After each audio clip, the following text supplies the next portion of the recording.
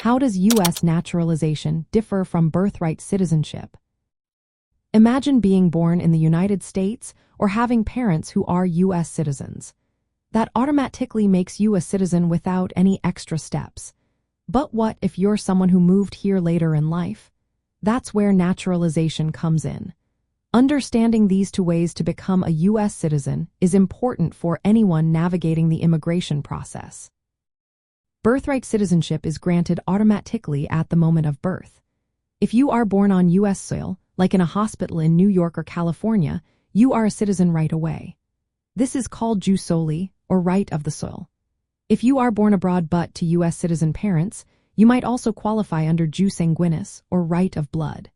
The rules for this depend on the parents' citizenship status and how long they lived in the United States. To prove this, you usually need a birth certificate or a certificate of citizenship. No application is needed for this, it's automatic. Naturalization is different. It is a legal process for someone born outside the United States to become a citizen. First, you need to have a green card, which means lawful permanent residence.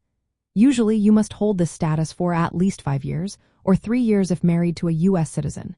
During this time, you must live continuously in the U.S., show good moral character, and meet other requirements.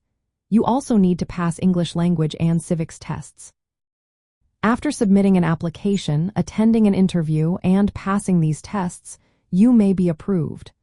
Once approved, you get a certificate of naturalization, which is your proof of citizenship. The main difference is how you get your citizenship. Birthright citizenship is automatic and based on where you are born or your parents' citizenship. Naturalization is a process you actively go through, involving paperwork, tests, and interviews. Naturalized citizens have nearly all the same rights as those born in the U.S., except for becoming president, which requires being born here. They can vote, work for the government, and enjoy full legal rights.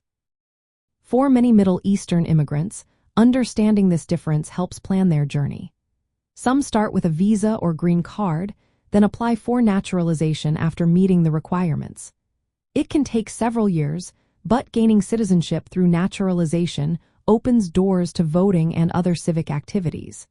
Knowing what documents are needed and preparing for the tests makes the process smoother.